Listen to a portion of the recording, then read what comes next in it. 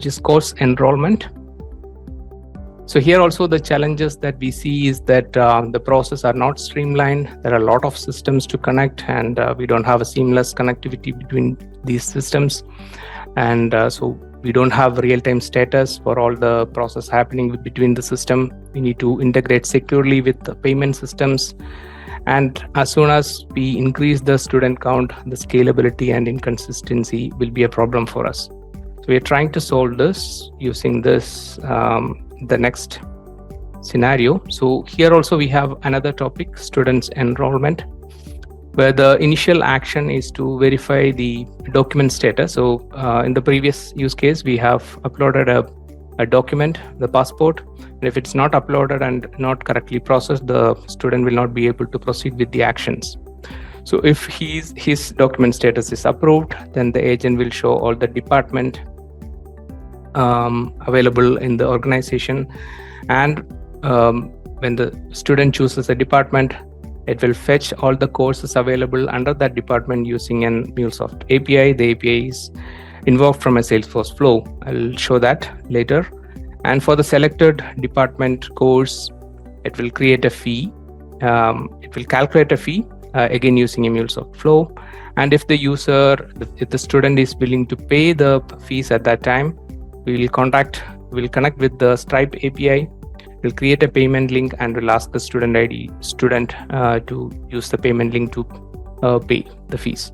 And once the student pays the fees, another MuleSoft app will pick the status and will update the financial system. So the entire system will be in sync without any manual process. Okay. So again, let's see the APIs, the Agentforce configuration and the API. So this is the second topic, student enrollment.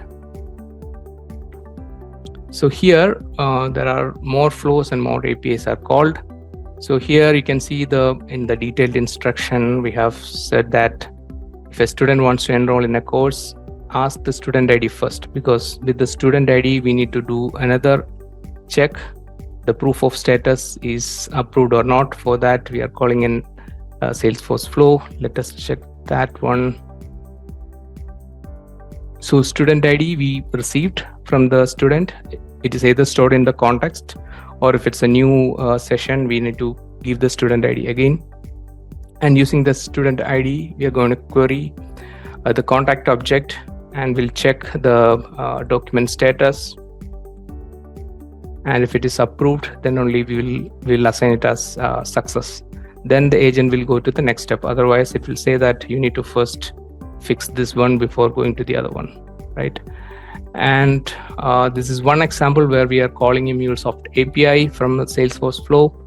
So in this action, we have configured to call this API. This is the MuleSoft API that we are using to calculate the fee, and we need to pass the query parameters, accommodation, and the account name. This is the course and the department that we have selected. Okay, so we'll first check that API.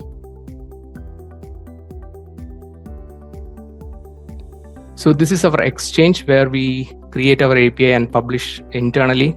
So all the developers in your university or your organization can see all the APIs that we have developed. And within the API, we can see the documentation, what all methods are defined here. And even you can mock this one. So this is a payment link API. And this is the body that you need to pass. And this is the post method. And if I call this, you will get something like this. This is a payment ID and payment link. This later you can use it to retrieve the status. So likewise, you can actually surf through all the methods. Now let's go back and test this.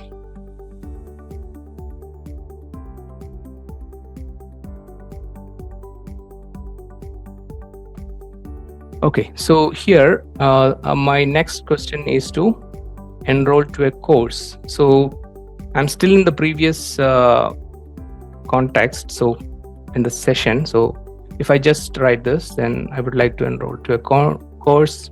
So it knows the student ID, right? So because we have just created a student ID, so it will directly say that, assume that you are the same student, and it will say these are the department available. So if I end the conversation, let's say I'm starting it again.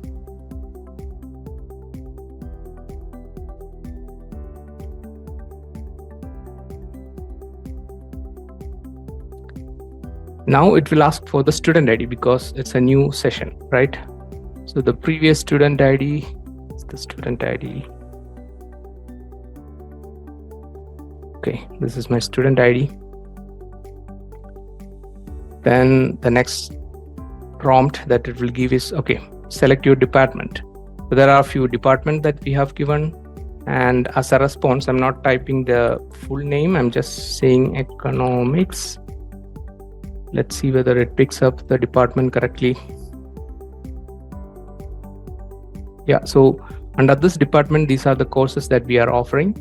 Now we have to select any of the course. So now this time, I'm just selecting a number instead of even writing this, right? So it's not like a bot where you have to give exactly the same response. You can just type the text. It will look for the context and it will get the correct options. So we have now selected the department and course. Okay, while it calculates for the fees, let us check the contact and see whether the course details are already updated in the contact object. See, so the course name is updated here. Okay. Yeah, so it calculated the fees, and this is the fees that we need to pay. So let's say I'm proceeding with the fees payment.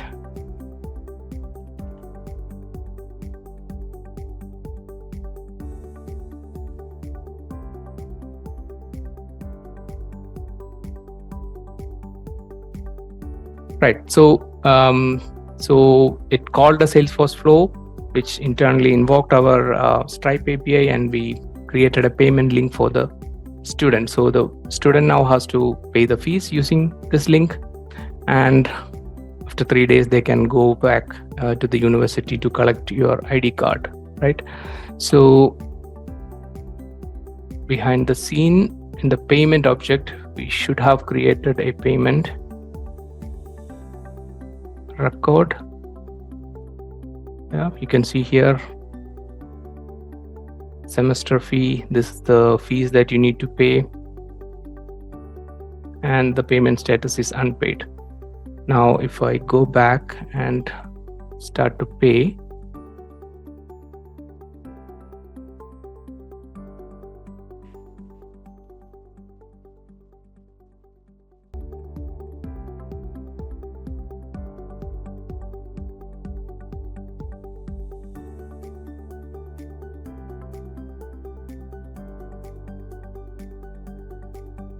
yeah, so it is paid.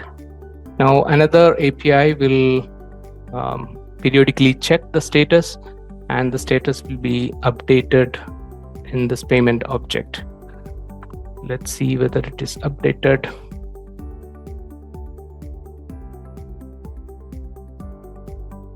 Okay, it runs on a schedule, so at some point of time it will get updated. And another system where the data will be updated is the finance system. Okay, it's already updated. So you can see that this fees we have paid, and this is the payment ID, payment reference, everything is there, and it is fully paid, right? So the contact object should also be now updated.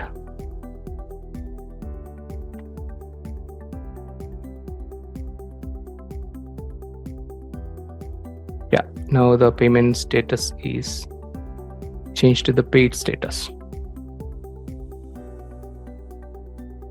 Okay, so we have concluded the demos.